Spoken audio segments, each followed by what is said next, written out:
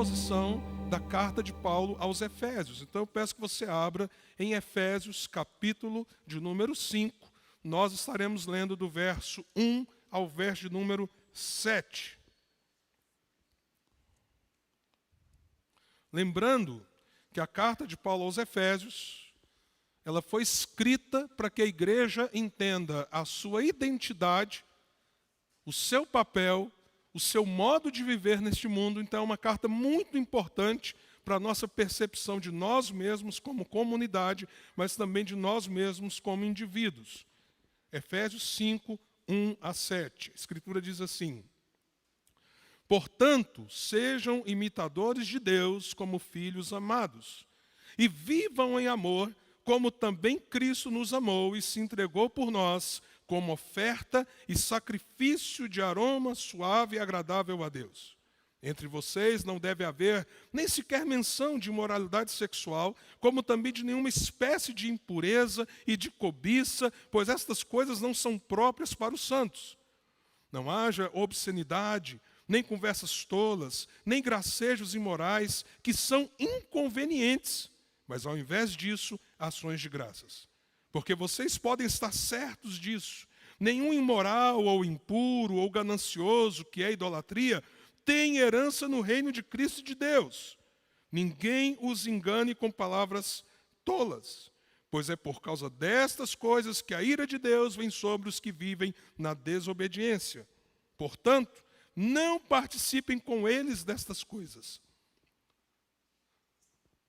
Qual é, na sua visão, a personalidade mais imitada no Brasil? Tem alguns fortes candidatos, né? Qual é a personalidade, na nossa geração, mais imitada no Brasil? Literalmente, né, que nascem os imitadores e, diríamos assim, sempre um se destaca mais do que o outro. Nossa, mas ele fala igual, ele faz os trejeitos iguais. Ou às vezes até a imitação é um pouco exagerada, né? E é para ser mesmo, para se tornar cômica. Mas quem é a pessoa mais imitada do Brasil? Eu acho que a pessoa mais imitada do Brasil morreu há uma semana atrás, aproximadamente, que é o apresentador Silvio Santos. Não peçam para eu tentar imitá-lo. Tá? Já chegam os outros micos que eu pago aqui de vez em quando. Esse não é verdade? Uma pessoa extremamente imitada. Mas para você aprender a imitar alguém, o que é necessário fazer? Então, veja só. Você precisa, de um lado, de muita observação, certo? Mas aí, com a observação, você vai precisar de uma coisa chamada mímica. Mímica. Tentar reproduzir, olhar o movimento, a fala, o gesto, os traquejos, e aí você começa a fazer a mímica daquela pessoa que você deseja imitar. E aí você vai para o terceiro elemento. À medida que você observa, e que você então tenta criar a mímica em torno da pessoa, aí você vai para o movimento de aplicação. É interessante porque essa coisa de mímica, para que você reproduza o comportamento e o jeito do outro, era algo muito comum na Grécia Antiga, inclusive na época de Paulo, por aqueles que desejavam se tornar oradores. Isso que eu acabei de dizer, essa coisa de você verificar, assimilar, diríamos assim, pela observação, gerar mímica, não é? E aí você aplica isso ao processo, e aplica e pratica. Esse processo era algo construído de modo intencional, naquela cultura onde muitos tentavam se tornar oradores. E é interessante que o texto diz assim: portanto, sejam imitadores. A palavra aqui no original é a mesma palavra de onde vem a palavra para nós, mímica. Então, quando alguém da cultura grega, e vamos lembrar que Éfeso era uma cidade helênica de cultura grega, quando alguém ouviu esta palavra, ou foi encorajado, ou foi, de certa forma, inclusive, instigado a ser imitador, não era uma palavra fora do contexto. Era uma palavra fácil de identificação. Imitem, façam a mímica, pratiquem a mímica em torno de Deus. Aí aqui há uma ruptura. Porque o convite não é para verificar, observar, e então entrar num processo de mímica para praticar, para ser um grande orador. Não, aqui é algo muito mais profundo, que mexe com a essência do indivíduo que aceita esse desafio. Porque aqui é um processo para a vida. Não é simplesmente para se tornar um bom orador. Ou quem sabe, no nosso contexto, alguém que faz comédia com as personalidades alheias. Não. Aqui é um convite para que nós possamos imitar a Deus. Evidentemente que há coisas em Deus que não são imitáveis. Há coisas em Deus que não são imitáveis. Por exemplo, como que a gente imita Deus nas suas infinitudes? Infinitudes são todas aquelas características, atributos de Deus que vão muito além de qualquer ser como eu e você. Por exemplo, a sua onisciência. Como eu vou imitar a onisciência de Deus? Como eu vou imitar sua onipresença? Não tenho sequer como fazer isso. Muito menos ser onipotente. Eu sou alguém que tem começo, meio e terei um fim, que será eterno. Mas terei um fim, ou com Deus, ou longe dele. Deus não, Ele existe desde toda a eternidade. Quando não havia tempo nem espaço, Ele existia, porque tempo e espaço procedem dele. Então há muita coisa em Deus que a gente não consegue imitar, sequer observar. Você sabia que há coisas que existem em Deus que Ele não revelou? Por isso a gente sabe que, apesar de nós podermos compreendê-lo em parte, nós não podemos compreendê-lo na totalidade. Isso seria um grande equívoco acharmos que nessa cabeça cabe a compreensão desse Deus. Então, o que a Bíblia está querendo dizer para nós quando ela diz assim: sejam imitadores de Deus? Eu fico pensando assim, né? Se Deus se compadecesse da gente, e de repente nessa grandeza, nessa majestade que Ele é, e se Ele fizesse o inverso? Ele viesse na nossa realidade, aí Ele vivesse como a gente vive, Ele sentisse o que a gente sente, mas Ele não deixasse de ser Deus. E através justamente dessa limitação nossa de compreensão, limitação nossa de poder imitá-lo, Ele nos desse um referencial dentro da nossa possibilidade e realidade. Ah, se Deus fizesse isso, aí a gente ia saber como imitar. Ele fez. Foi o que Ele fez. Deus em Cristo se fez homem, habitou no nosso meio. Ele não deixou de ser Deus. Ele é o Emanuel, Deus conosco, mas Ele nos dá justamente a referência de como devemos imitá-lo, na sua divindade, na sua santidade, mesmo cada um de nós sendo pecadores. E mais do que isso, Ele nos chama a imitá-lo, porque apesar de nós ainda, aqueles que creem, termos uma natureza pecaminosa, Ele agora nos deu uma natureza divina que habita em nós. O Espírito de Deus habita em nós. Então, se antes não podíamos observá-lo, se relacionar com Ele, agora, à luz da palavra e com a obra do Espírito Santo de Deus em nós, olhando para Jesus, que é o Emanuel, Deus conosco, sim, nós podemos e devemos imitá-lo. E como a Escritura nos orienta nessa direção no texto que nós acabamos de ler? como ela nos orienta, como ela nos ajuda a praticarmos isso. Você lembra que dentro dos sermões que a gente tem tido, Efésios 1, 2 e 3, aborda mais o aspecto teológico. Efésios 4 gira um pouco a chave.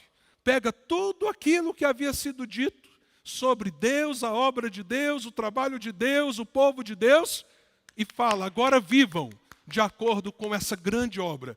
E aí capítulo 4, 5 e 6, nós temos um aspecto muito aplicativo e prático. Então, de modo prático, o que nós somos chamados a imitar. E aí você vai ver que tem duas categorias de atitude a ser tomada.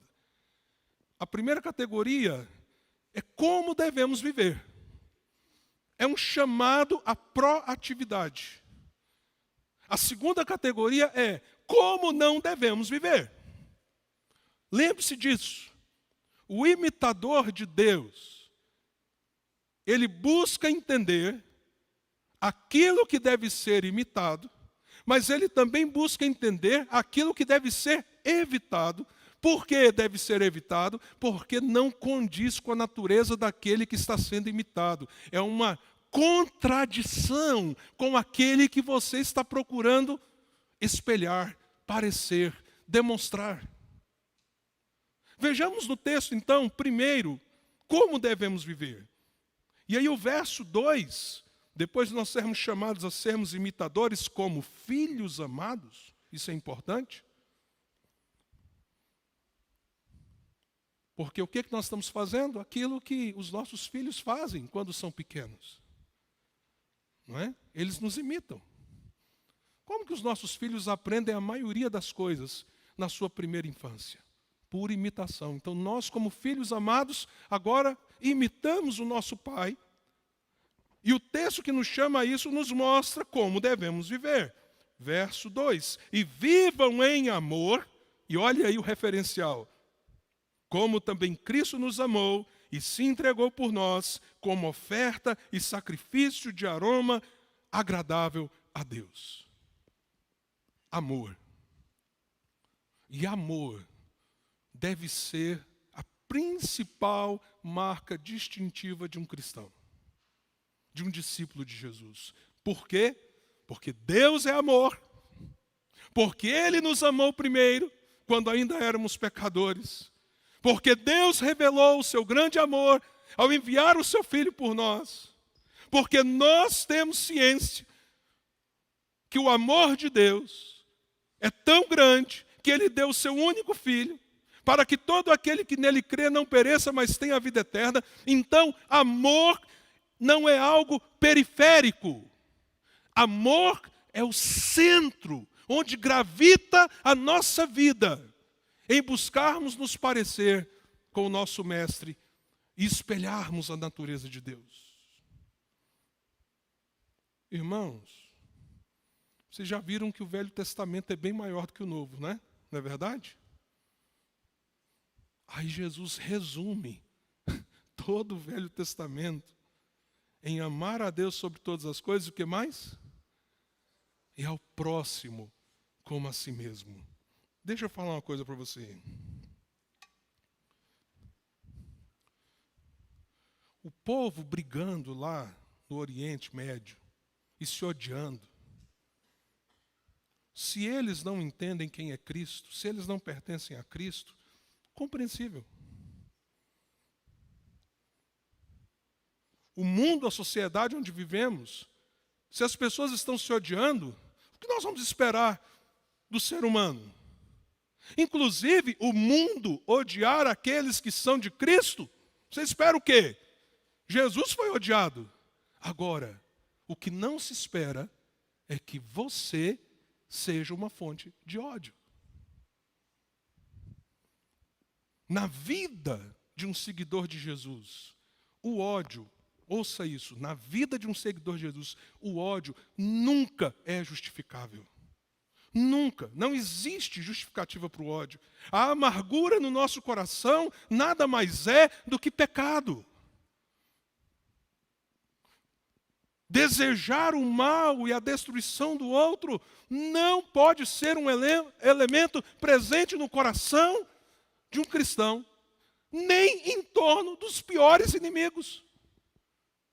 E por quê? Nós somos imitadores de quem? De Deus. E quando Deus em Cristo estava nas mãos, entre aspas, dos seus inimigos, dos seus algozes, qual foi a oração do Senhor? Pai, perdoa-os, porque eles não sabem o que eles estão fazendo. Agora, quem orou desse jeito, num momento crucial, é o mesmo que diz que a gente tem que amar o inimigo e orar por quem nos persegue. Se você ama o inimigo, e por favor, gente, aqui não está falando do diabo, está falando de gente. Você ora por quem persegue você, quem que você vai odiar? Se o restante você já ama. E isso gera sacrifícios, como foi o caso do nosso mestre. Então nós precisamos ter uma vida de amor. Amor sacrificial. Não é qualquer amor. É amor sacrificial. Amor que se doa. Isso significa que muitas vezes eu e você vamos ter que sair da nossa zona de conforto por amar. Porque de vez em quando é duro amar. É difícil amar. É caro amar. E às vezes nós entramos numa relação de ódio, porque a gente sente que amar vai gerar sacrifícios. Mas se eu sou um imitador de Deus, tendo Jesus como a minha referência, eu não tenho escolha. A minha vida precisa ser marcada pelo amor. Mas não só o amor. No verso 4, depois de citar algumas coisas que nós não devemos viver, o autor diz que ao invés destas coisas, nós devemos, ao invés disso, ter ações de graças. Então, duas coisas, meu amado, minha amada. Imite a Deus. Imite a Deus. Amando e sendo grato. Murmuração destrói a espiritualidade. Murmuração destrói a alegria da vida em Deus. Murmuração cega o nosso entendimento e o nosso olhar, porque as bênçãos estão ali, as grandezas de Deus estão ali, as intervenções de Deus estão ali, mas quando nós olhamos para a vida e não conseguimos ter gratidão, ela se torna azeda, às vezes amarga, e nós deixamos de ver o que deveria estar estampado diante de nós. Porque se Deus não te desse nem uma bênção a partir desse exato momento, até você morrer, ouça isso que eu estou te falando. Se Ele não te desse nenhuma bênção a partir desse exato momento, até quando você morrer, mas Ele te deu a bênção de ser filho dEle. Senhor, que o Senhor não me dê nenhuma outra bênção, mas que eu seja contado como teu filho, dentro daqueles que têm herança eterna em Cristo Jesus.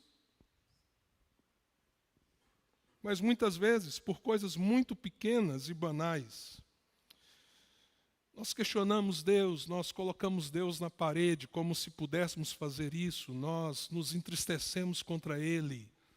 Nós nos achamos desprovidos de coisas que nós merecíamos.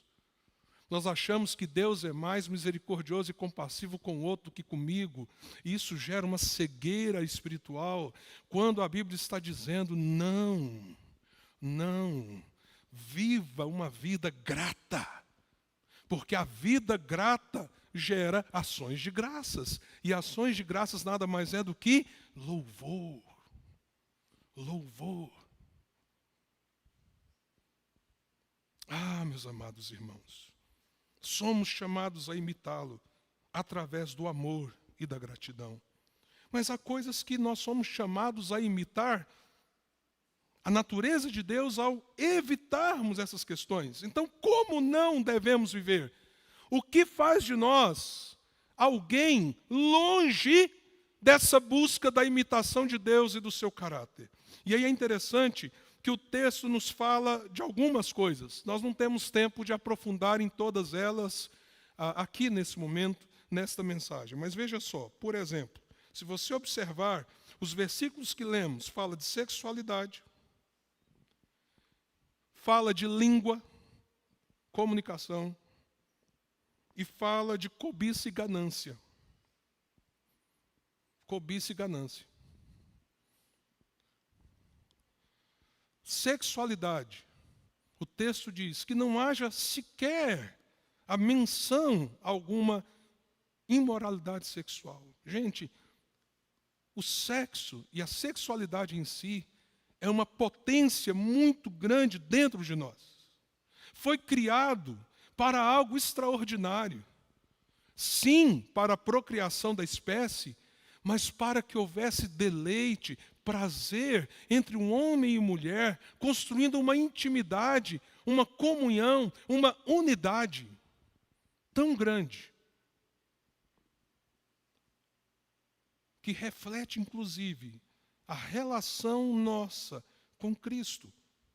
Nós somos a esposa, Ele é o noivo. Mas quando o pecado entrou na nossa história, esta potência que envolve desejos tão intensos, paixões tão intensas, ela passou a ter o reflexo dessa corrupção do pecado. Então o sexo passou a ser uma fonte, muitas vezes, de autodestruição, de impureza, de imoralidade. E aí o texto nos fala disso, inclusive apelando para essas questões. Que a gente não tenha sequer menção à imoralidade. Depois, que a gente tenha muito cuidado com a impureza que às vezes nós produzimos em nós, no nosso corpo, na nossa alma, a partir de uma sexualidade que está desprovida do princípio original da parte de Deus. Aí pensem, será que nós estamos vivendo um tempo difícil quanto a isso? Naquela época, haviam situações muito dramáticas. Haviam cultos que eram festas ao sexo, inclusive na cidade de Éfeso. E as pessoas viviam isso da forma mais louca, desvairada que elas podiam. Se você acha o carnaval um negócio pesado, muitas vezes, e é, alguns ambientes do carnaval brasileiro, se você fosse numa festa daquela época ligada aos deuses, que eram usados como pretexto para que as pessoas pudessem viver todas as suas fantasias e loucuras nessa área. Então, quando o apóstolo Paulo faz esse apelo, e ele diz assim, não vivam assim, é porque muita gente vivia desse jeito. E dentro dessa perspectiva, inclusive, em muitos havia uma cultura de negar o sexo de um homem com uma mulher. E a prática da homossexualidade era muito comum no mundo daquela época. Essa não é uma discussão nova, se você acha que é algo novo. Essa é uma situação muito antiga na humanidade. E aí o apóstolo diz, vocês não podem ser assim. Agora, naquela época, não tinha internet com milhares de conteúdos pornográficos. Naquela época, você não tinha como conversar de uma maneira tão privada com um monte de gente com interesses escusos também, via um chat, um messenger do Facebook, do Instagram. Naquela época, o cristão talvez não fosse tão bombardeado com imagens, histórias, apelos, como nós somos hoje. Porque nós somos bombardeados nesse sentido, e não só nós, todas as pessoas, de um modo geral, são bombardeadas por determinadas situações, todos os dias, numa intensidade, irmãos, que ainda nós não temos conhecimento do que isso faz conosco. Sabemos do aumento da ansiedade, da depressão, a partir, inclusive, das nossas crianças. Porque nós somos bombardeados, bombardeados, bombardeados, seja por notícias, seja por entretenimento, seja por propaganda, seja lá o que for. Nós somos bombardeados, bombardeados, e nesse pacote, como nós temos sido bombardeados pelo estímulo a uma sexualidade que nada tem a ver com as Escrituras, portanto, nada tem a ver com a natureza de Deus. Então, meu irmão, minha irmã, seja imitador de Deus. Coloque regras claras para você mesmo. Estabeleça limites. Não brinque com aquilo que está sendo colocado diante de você como um banquete, quando nada mais é do que um prato cheio de veneno.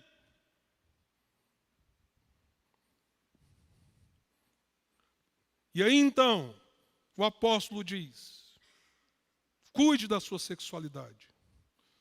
Mas como eu disse, ele também diz: e cuida da língua. Pessoal, nós estamos vivendo um tempo que falar palavrão dá audiência. Você quer que eu prove para você?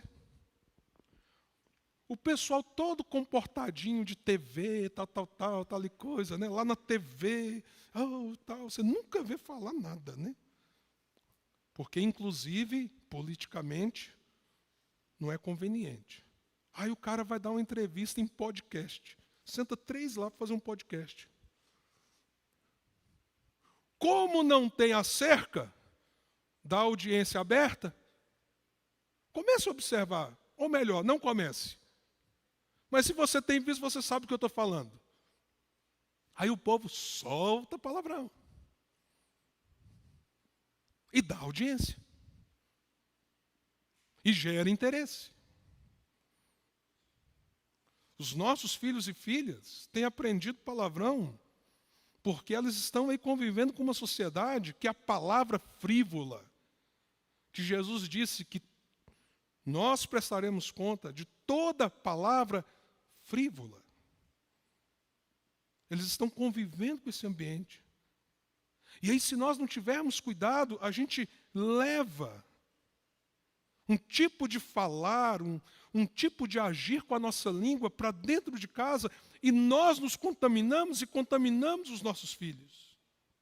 Nós temos que buscar ter palavras que saem da nossa boca para a edificação, palavras que saem da nossa boca para o louvor, palavras que saem da nossa boca para a instrução, e nós devemos, de maneira consciente, por imitarmos a Deus, fugir do tipo de conversa, do tipo de diálogo e da coisa de falar aquilo que todo mundo está falando, mas que nós sabemos. Eu sou um seguidor de Cristo, eu imito a Deus. E na boca de Deus nunca essa palavra estaria. Então não deve estar na minha, acabou e pronto.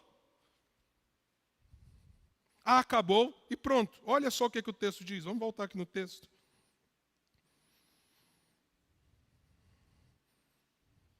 Verso 4, não haja obscenidade, nem conversas o quê? Tolas, nem gracejos imorais. Sabe, meu irmão, aquela turminha, os caras gente boa, no sentido assim de convivência, aí vocês estão ali juntos e tal, aí começa aquela piadinha, aquele bate-papo, que vai tomando uma conotação, e alguns comentários, porque eu peguei fulana, não sei o quê, tal. Ou você dá um bom testemunho, ou cai fora dessa conversa. Obrigado. Vamos olhar a língua, né? Ajuda a falar o que presta. Irmãs,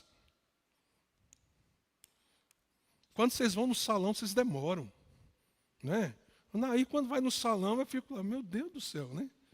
1 hora e meia. Vocês conversam muito em salão, irmãs. Não é?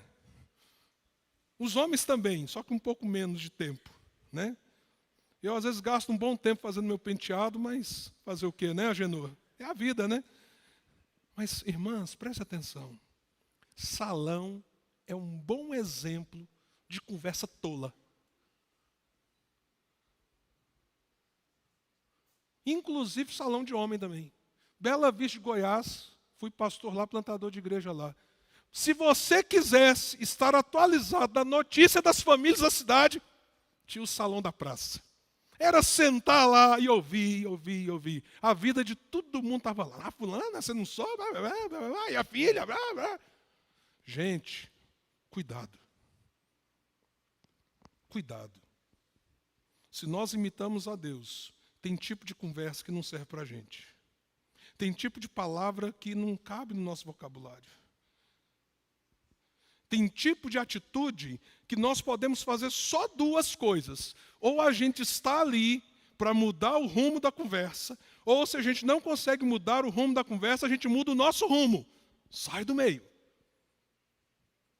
Por quê? Porque isso cabe aos santos. E isso cabe aos santos. Mas o texto também fala da questão da ambição, no sentido negativo. Ambicionar não é pecado. Pastor, eu tenho uma ambição. Pode ser uma coisa muito boa você ambicionar. Até porque quem não ambiciona nada, não constrói nada. Em um certo sentido, não tem problema você ser uma pessoa, entre aspas, ambiciosa. Ah, eu desejo isso. Eu tenho isso como meta, como projeto. Eu tenho orado a Deus. Senhor, me ajude, Senhor, confirme, é isso, é esse rumo, esse sonho, Senhor, está no coração do Senhor, porque se estiver, eu ambiciono chegar lá. Ninguém fala um amém, gente? Amém. Agora, quando a ambição, ela se relaciona com isso aqui que o texto fala, quando a ambição envolve cobiça e ganância, aí a ambição se torna pecaminosa. E quando o apóstolo fala sobre a ganância, a ambição cheia de ganância, essa natureza maligna do que a gente às vezes está ambicionando, inclusive com o desejo de ter mais e ter mais, qual é o pecado que está por trás do pecado? Você já ouviu falar dessa tese? Eu já preguei isso aqui anos atrás. Você tem o pecado que aparece. Mas alguns pecados têm na base um outro pecado.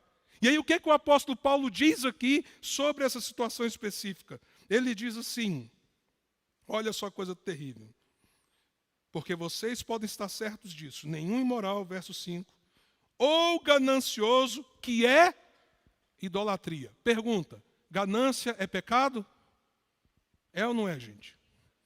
Ser uma pessoa gananciosa não é simplesmente ser alguém que ambiciona, mas é ser tomado pela sua ambição.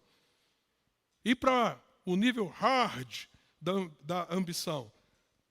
A Bíblia está dizendo que é pecado, não é? Só que a Bíblia está dizendo o seguinte, mas esse pecado tem um pecado mais profundo aqui, porque ele se torna um ídolo. Como você vai imitar a Deus em Cristo, se você, na verdade, tem um outro ídolo que está tomando o lugar de Deus? Então, a ambição, diz o texto, é idolatria. Vira o seu Deus. É a quem você serve. É a quem você se devota. E aí isso se torna, então, o quê? Idolatria. Um pecado ainda mais profundo e enraizado no coração. Então, a Bíblia está dizendo aqui, não vivam assim. Porque você tem um Senhor. O ídolo da ambição, ele é cruel, ele destrói, ele amarra. O Senhor nas nossas vidas nos liberta, nos ama, nos aceita, nos cura, nos recebe. A quem você quer servir? A quem você serve? Então, se você serve a esse Senhor que tanto te amou e ama, cuidado, cuidado. Não viva esse tipo de ambição. Ambicione inverso. Ambicione amá-lo. Ambicione buscá-lo. Ambicione colocá-lo no centro da sua vida. Ambicione o seu reino, porque a Bíblia diz que se você buscar em primeiro lugar o reino e a justiça, o que vai acontecer com as outras coisas, irmãos? Pronto. Meu tempo acabou. Então, deixa eu concluir. Se você está em Cristo, você é um imitador. Você é chamado a ser um imitador. E como imitador de Deus, porque você pertence a Ele, viva amor e gratidão. Amor e gratidão, de maneira prática e objetiva, no seu dia a dia. E quando a murmuração quiser vir, Senhor, eu não vou aceitar a murmuração no meu coração. Obrigado, Senhor, pelas bênçãos, até aquelas que eu não vejo. Mas do outro lado, corra de algumas coisas. Corra do perigo da impureza sexual, dos pecados ligados à sexualidade. Corra, meu amado irmão, das conversas frívolas, das conversas tolas, das conversas destruidoras, das conversas contaminadas com a natureza deste mundo. Se você não pode trazer a edificação para dentro desse ambiente, saia do ambiente. Ponto. Não participe. E não deixe a cobiça tomar o seu coração. Não deixe. Uma ambição que te escraviza por causa da ganância. Fuja dessas coisas e viva para a glória de Deus. Vamos orar? Queremos imitar o teu caráter, Senhor. E o Senhor nos deu o teu Filho Jesus, para que nós, na condição de seres humanos, pudéssemos ter em quem nos espelhar. Assim, Senhor, nesta manhã, que a gente se arrependa do que tiver que se arrepender na Tua presença, e que a gente volte o nosso coração a esse amor do Senhor, para que nós vivamos em amor. Tira a murmuração dos nossos lábios e coloca um cântico de gratidão e louvor a Ti. E, Senhor, nos ajude a fugir dessas armadilhas, dos pecados da sexualidade, que são tão comuns e banalizados na sociedade que nós vivemos.